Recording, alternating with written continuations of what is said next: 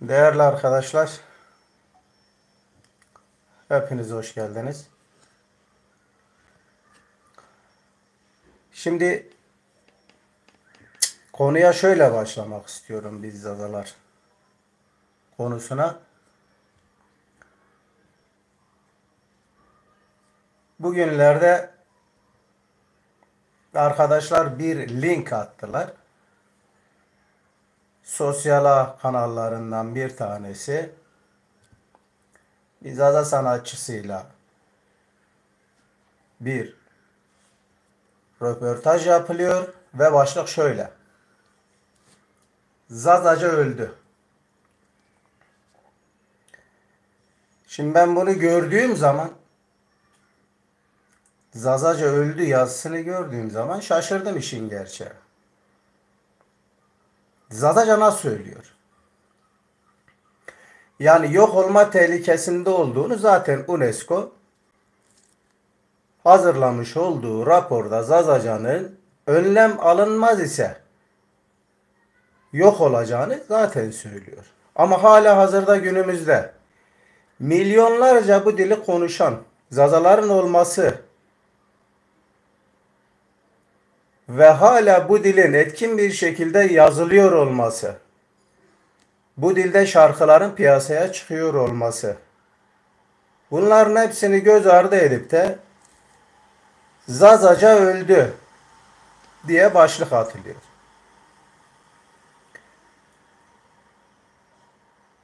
Ben işin gerçeği bu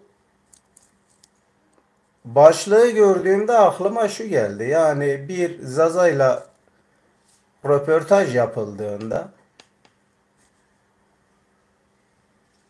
ve hala o dili konuşan, o dilde bir şeyler yazıp çizen veya söyleyen bir tanesi Zazaca'nın öldüğünü nasıl söyler? Yani Zazaca nasıl ölmüş olabilir? Çünkü sen konuşuyorsun o dili ve o dilde eserler piyasaya çıkarıyorsun veya o dilde bir şeyler söylüyorsun. İşte şarkı söylüyorsundur veya yazı yazıyorsundur veya herhangi bir şey yapıyorsundur Zazaca üzerine. Ve seninle yapılan röportajda başlık şu olmamalı: Zazaca öldü. Ya Zazaca nasıl ölür? Şu an hali hazırda 5-6 milyonun konuştuğu bir dildir Zazaca. Yani Zazaca öldü diye başlık atmak başlı başına bir saygısızlık. Hali hazırda Zazaca'nın grameri var. Hali hazırda Zazaca eserler piyasaya çıkıyor ki bir yayınlarının 12 tane Zazaca eserin piyasaya çıktığını paylaştı. 12 tane Zazaca eser piyasaya çıkmış arkadaşlar. Bu son günlerde. Yazılıyor yani Zazaca. Yani konuşulmanın dışında şu an Zazaca etkin bir şekilde yazılıyor.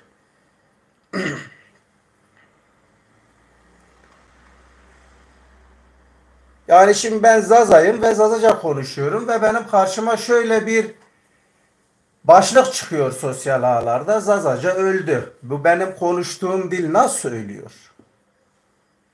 Aktif bir şekilde ben bu dili konuşuyorum. Ben bu Zazacayı konuşuyorum.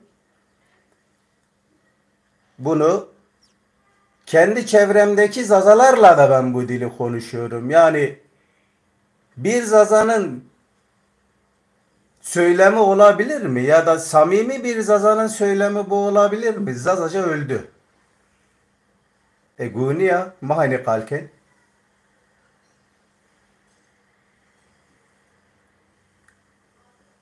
Ben onu anlayamadım arkadaşlar. Yani Zazaca öldü gibi bir başlık. Zazaca ile Kürtçe çok farklı. Konumda Kürtçe değil. Kürtçe ile Zazaca'nın farkını anlamak için rakamlara bakarsın. Kürtçe dediğin dilin konuştuğu rakamların %100'ü Farsçadır. Zazaca'nın rakamları kendine özgüdür. Ama konum o değil. Konum şu: bugün hali hazırda öğretmenler yetiştiriyor Zazaca üzerine. Yani Zaza dilinde öğretmenler yetiştiriliyor. Zaza dil bölümü var. Zaza sanatçıları var, Zaza yazarları var, Zaza aydınları var ve dil bilimcileri olan bir toplum olan Zazalar. Hala hazırda etkin mücadele veren, siyaset sahnesine çıkmaya çalışan, uluslararası arenada biz de bir halk olarak varız diye kendi sesini duyurmaya çalışan bir Zaza halkını öldü diye göstermek başlı başına bir saygısızlıktır. Ben bunu art niyet olarak algılıyorum. Neden? Şunu diyorlar aslında, ya siz Zazaca için uğraşıyorsunuz ama boşuna uğraşmayın, ölmüş bir dil. Şimdi ölmüş bir dil nedir? Hoş geldiniz arkadaşlar. Yani ölmüş bir dil nedir? Ölmüş dil, hani araştırabilirsiniz, karşınıza şunu çıkar. Daha önce konuşan halkı bulunup da şu an hiç kimse tarafından konuşulmayan dillere ölü dil denir. Sümerce de bir ölü dildir. Partça da bir ölü dildir. Hititçe de bir ölü dildir. Bu diller ölü diller. Çünkü bu dilleri konuşan kimse yok. Ama konu Zazalara geldiğinde, yani konu bizlere geldiğinde hali hazırda 5-6 milyonun konuştuğu bir dilden bahsediyoruz. Zazaca. Vir yayınlarını takip ederseniz müthiş derecede Zazaca yazılı eserlerin piyasaya çıktığını görebilirsiniz. Yine Zaza yazarlarını takip ederseniz sürekli Zaza tarihiyle ilgili eserlerin piyasaya çıktığını görebilirsiniz. En son piyasaya çıkan Zaza tarihini anlatan eserse Zazalarda parçalı yapı. Yani bugün Zazaların kendi adlandırmaları olan Dimilidir, Kırmançkidir, Zazadır. Bu isimler nasıl ortaya çıkmış? Zazalar kendilerini bu şekilde adlandırırken niçin adlandırıyorlar? Ve bu söylemler nasıl piyasaya çıktı üzerine Hıdır Eren Hoca'nın yazmış olduğu bir eserdir. Ve o eserde şunu çok rahatlıkla bulabilirsiniz. Zazaların yoğun olarak yaşadığı yerler. Yani bu Zazalar yoğun olarak nerede yaşıyor? Hangi ilde, hangi ilçelerde yaşıyorlar? Büyük illere göçleri hangi süreçle ne zamanda olmuştur? Bunların hepsini bulabilirsiniz. Yani Zaza denilen toplum 1 milyon 2 milyon değil ki. Bir sanatçının veya bir yazarın demesiyle Zaza dili ölecek de bir dil değildir. Sayısız sözlük var Zaza dili üzerine. Ben yayınlarımda birkaç tanesini göstermeye çalıştım ki hepsini zaten alma şansım yok.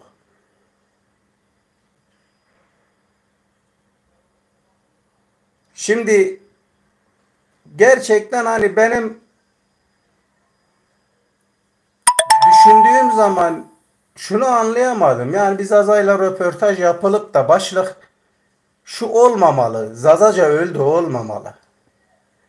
Yani bugün bu Zaza dili bölümünü seçen insanlar o başlığı gördüklerinde onların hevesinin kırılacağını hiç mi düşünmediler?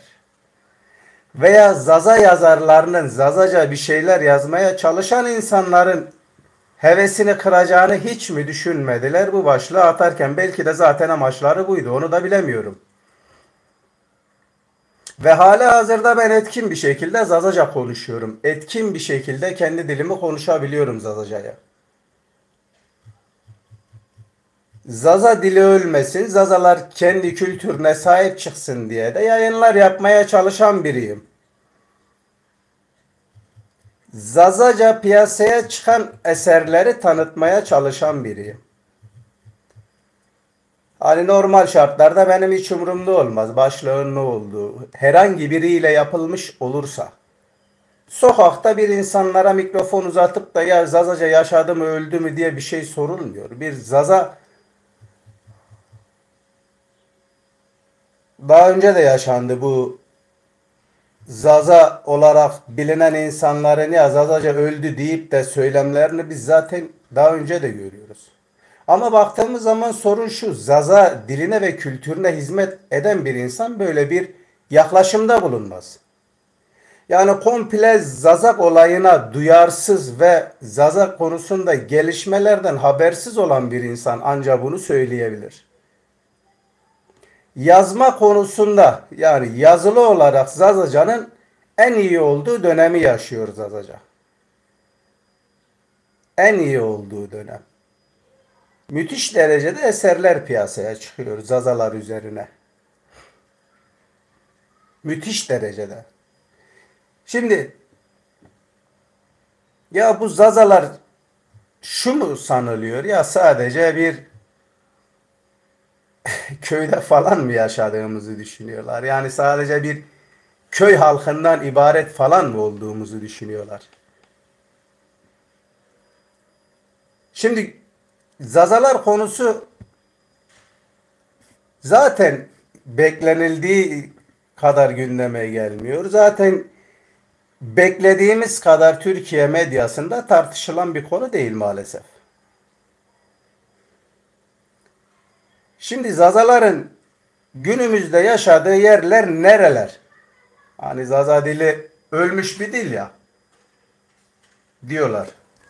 Zazaca ölmez yani. Bunu da bilmeleri gerekiyor.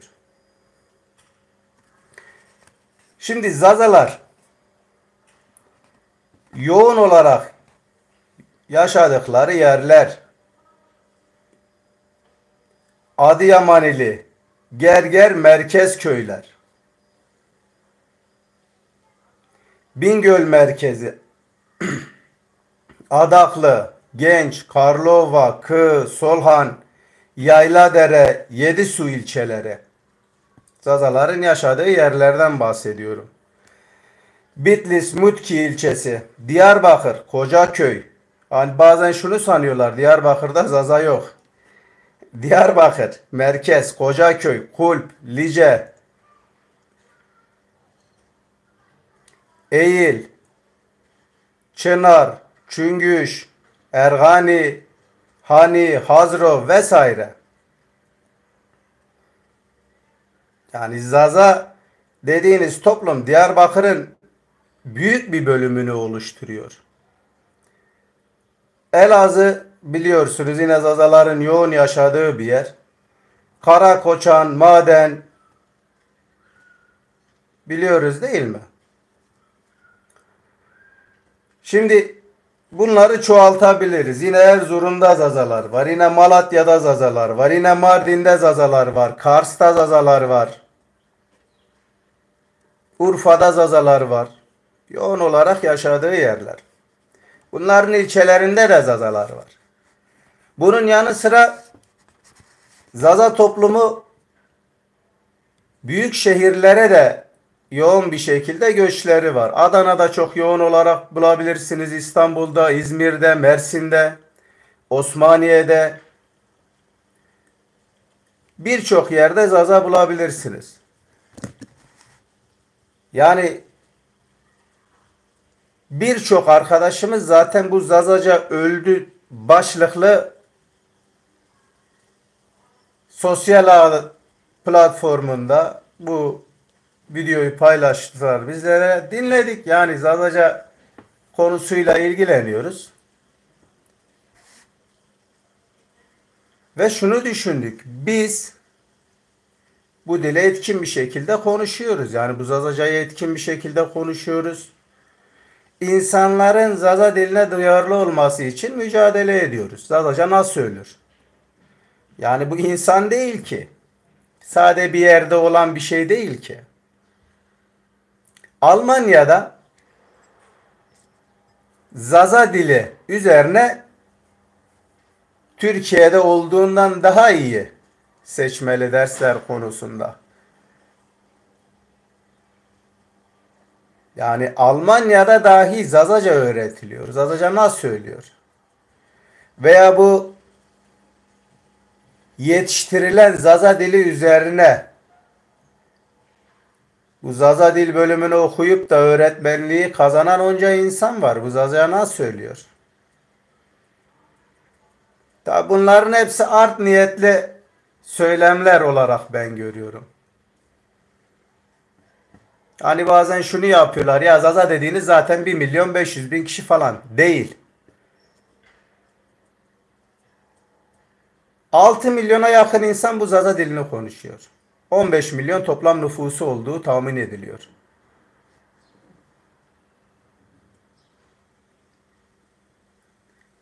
Ve bugün ben Zazaca öğrenmek istiyorum diyen insanlar çok rahatlıkla Zazaca gramer bulabilirler, sözlükler bulabilirler, masallar bulabilirler Zazaca. Yani Zazalar üzerine birçok şeyi bulabilirler.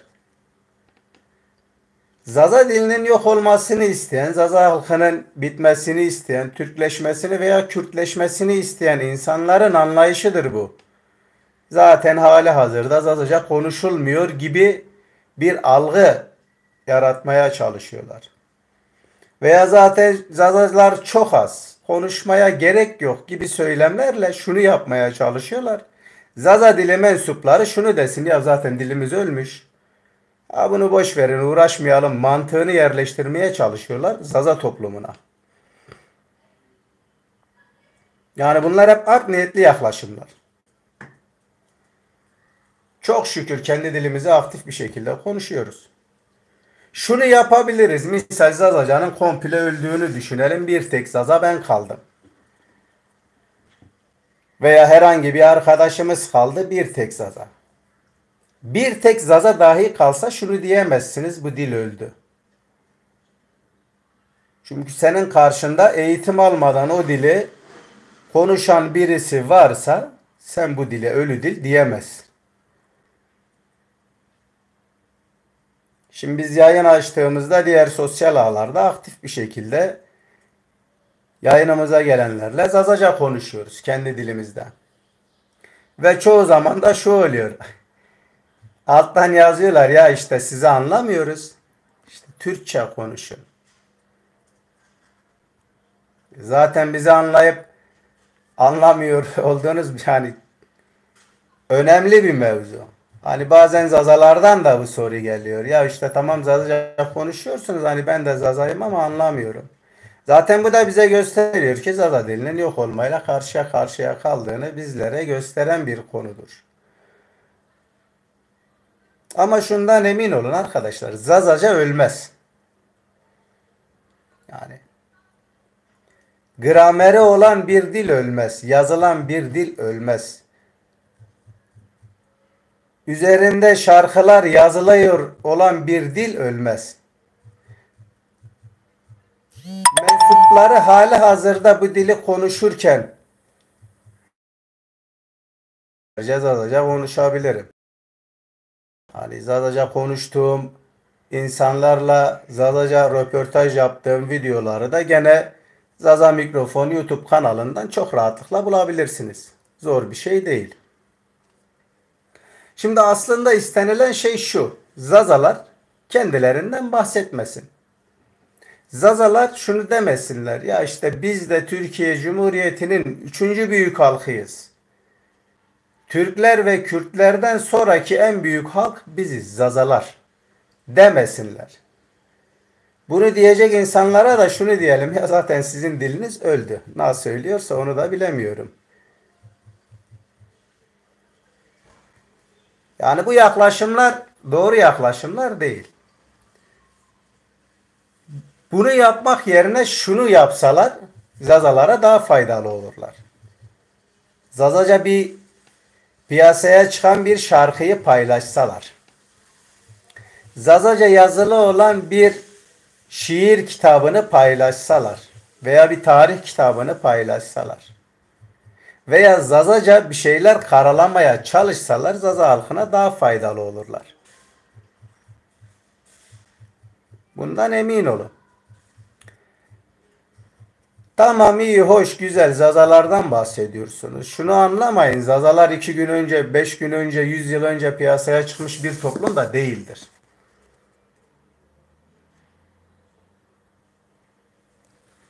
Arkaik çağlarda çok basit bir şekilde Zaza ismine rastlayabilirsiniz. Birazcık araştırma yaptığınızda otomatikman karşınıza bu çıkar arkaik çağlarda.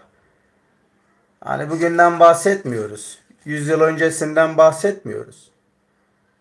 Çok rahatlıkla bulabilirsiniz. Zaza adını çok rahatlıkla arkaik kaynaklarda bulabilirsiniz. Arkaik kaynak dediğimiz nedir arkadaşlar? Bakın. Çok az bir milletin bu Kiril alfabesi diye bahsedilen çivi alfabesiyle yazılmış olan yazıtlarda ismini bulabilirsiniz. Yine günümüzde çok az halkın Sümer dönemlerinde keşfedilen tabletlerde isimlerini bulabilirsiniz. Çok az halkın. Bu halklardan bir tanesi de Zazalardır. Bundan emin olun. Ya pek şunu diyelim, hani Zaza adının geçtiği yerler. Zaza adının geçtiği yerler. Yani belki bu yayınları aktif bir şekilde takip ediyorsanız mutlak görmüşsünüzdür. Zaza adının geçtiği yerler. Şimdi Zaza adı nerede geçiyor?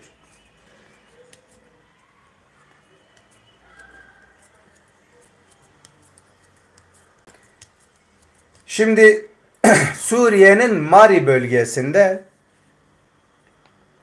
Suriye çok uzak değil bize. Suriye'nin Mari bölgesinde Ninni Zaza Tapınağı var. Sümer dönemine ait. Ninni veya Nannu Zaza Tapınağı.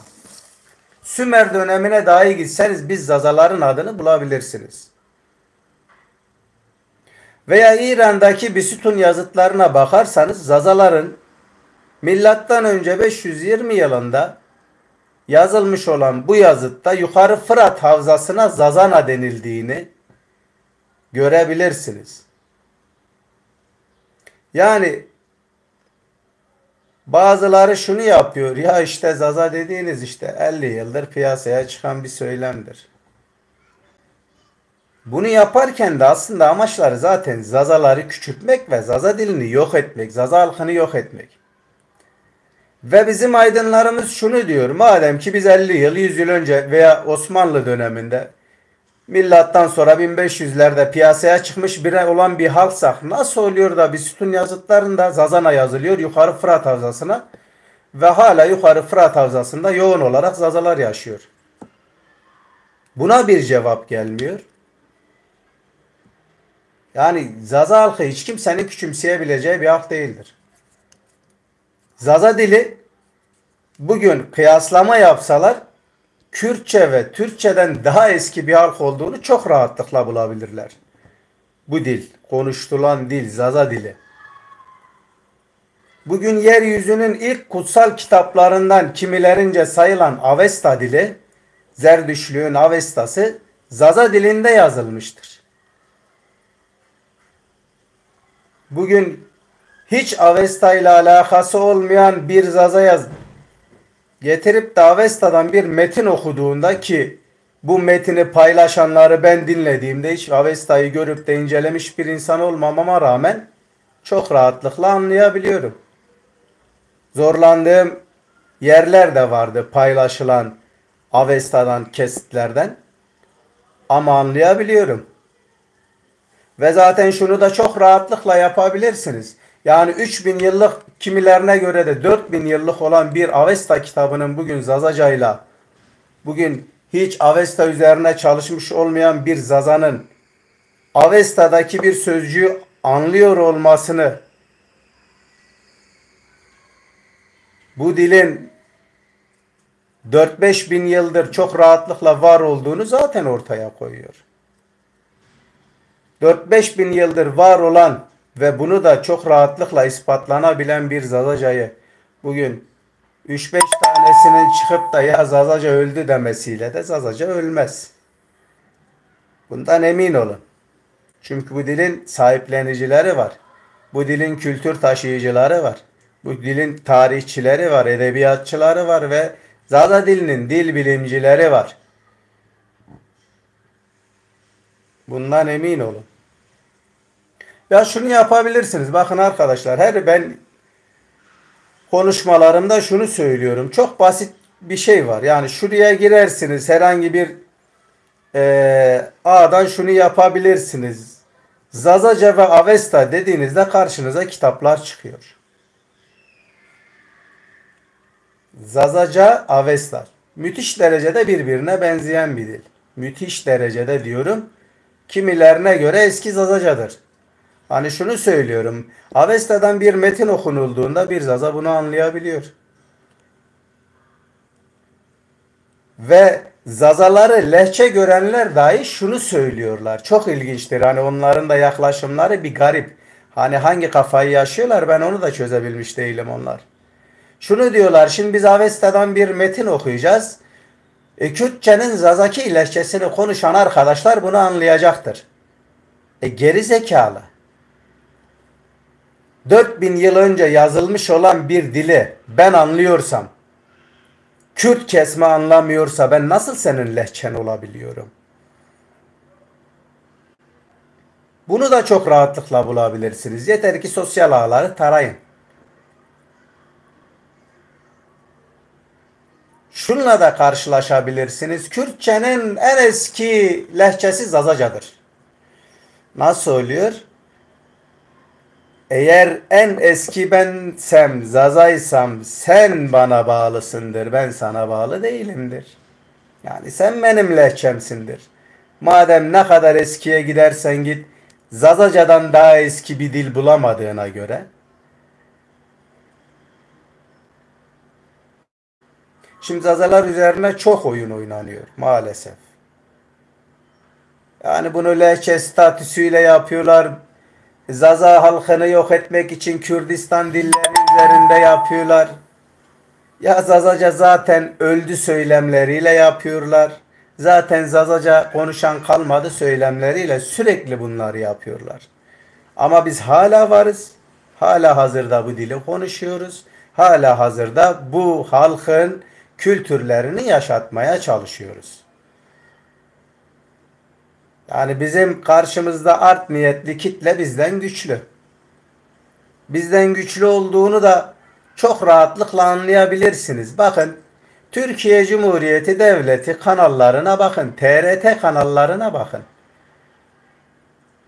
TRT World İngilizce yayın yapıyor. TRT Kürdi Kürtçe yayın yapıyor. Ve 45 dakikada Zazaca yayın yapıyor. TRT'nin kanalı 45 dakika Zazaca yayın yaparak Kürtçe bilmeyen Zazaları da Kürtçe öğretip de kendi dillerini unutsunlar diye bir şekilde destek veriyor. Ben öyle anlıyorum. Veya günümüzde Milli Eğitim Bakanlığı seçmeli derslere atanan öğretmenlere, Zaza dil bölümünü okuyan insanlara Kürtçenin lehçesi diye öğretmen atıyor.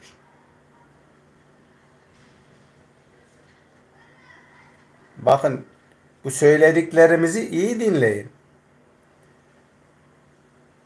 Milli eğitim yani eğitim şunu demiyor arkadaşlar. Bizim yaptığımız araştırmalar ve dil bilimcilerin bize sunduğu bilgilerle biz Zazaca'nın Kürtçenin lehçesi olduğunu şu belgelere dayalı size gösteriyoruz diyemiyorlar ki öyle bir şey yok zaten. Misal UNESCO rapor yayınlıyor. Türkiye'de veya dünyada her neyse yok olan diller. Ve bu diller arasında Zazaca var. Türkiye'nin Milli Eğitim Bakanlığı şunu yapamıyor. Ya UNESCO'ya bir şey diyemiyor arkadaş. İşte senin bu dediğin lehçedir diyemiyor. Çünkü onlar da Zazaca'nın bir dil ve arkaik bir dil olduğunu biliyorlar. Ama Zazalar gündem olmasın. Zaten amaçları Türkiye Cumhuriyeti'nde yaşayan halkları azaltmak. İşte Lazı kalmadı, Çerkezi kalmadı. Bu halklar tükeniyor, bu halklar bitiyor, bu diller bitiyor. Gürcüsü kalmadı, Pomağı kalmadı. Bu halkların hepsinin dilleri yok oluyor. Zazaca'da bu dillerden bir tanesi önlem alınmazsa ve Zazaca'nın şöyle bir özelliği var ekstradan. Reaksiyon gösteren bir toplumdur Zazalar. Yani Zazalar reaksiyon gösteriyor. Benim dilim UNESCO'nun raporundan sonra bir bakın arkadaşlar. Kaç tane Zazaca eser piyasaya çıktı diye bir bakın. Şaşırırsınız. müthiş derecede Zaza aydınları, Zaza yazarları eser piyasaya çıkarmaya başladılar. Adeta bir matbaa gibi eser basıyor Zaza aydınları. Her gün bir Zazaca eser çıkıyor veya bir Zaza tarihi veya bir Zaza hikayelerini anlatan bir eser piyasaya çıkıyor. Yani Türkiye Cumhuriyeti'nde yok olan diller arasında gösterilip de reaksiyonu en çok gösterebilen halk Zazalardır. Onun içindir zaten sürekli Zazalar üzerine oyunlar oynanıyor. Algı operasyonları yapılmaya çalışılıyor. Ya en basit örneğini söylüyorum arkadaşlar. Son bir hafta içinde 12 tane Zazaca eser piyasaya çıkmış. Benim bildiğim belki de çok daha fazladır. Bir tane yayın organı olan VİR Van, İzmir, Rize yayın evlerinden 12 tane eser piyasaya çıkmış Zazaca. Ve bugün bir tanesi çıkıp şunu dediği zaman, Zazaca öldü diye bir yayına başlık astığı zaman ben bunu art niyet olarak görüyorum. Diyorum ve müsaadenizi istiyorum arkadaşlar. Abone değilseniz kanalımıza abone olun. Zazalarla ilgileniyorsanız dinleyen arkadaşlar 8 kişi gözüküyor. Zazalarla ilgileniyorsanız şu kitabı bir alın okuyun.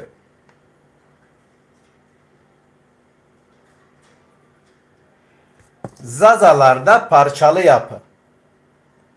Zaza isminin geçtiği arkaik çağlar. Zaza halkının kimlerle bağdaştırıldığı. Zazaların yerel adlandırmaları olan Dimilidir, Kırmançkidir, Zazadır. Zaza uluslararası arenada bu dillerin temsil ediyor. Kırmançki ve Dimili söylemi bölgesel adlandırmalardır. Bu adlandırmalar nasıl ortaya çıkmıştır ve ne için söylenir? Zaza halkının yaşadığı yerler, yoğun olarak yaşadığı yerler, halihazırda Yukarı Fırat bölgesi. Bunlar il ve ilçeleriyle de bulabilirsiniz. Zazaların inançsal olarak Alevi-Sünni olayının nasıl etkin bir şekilde piyasaya çıktığını da bulabilirsiniz. Diyorum, kendinize iyi bakın arkadaşlar.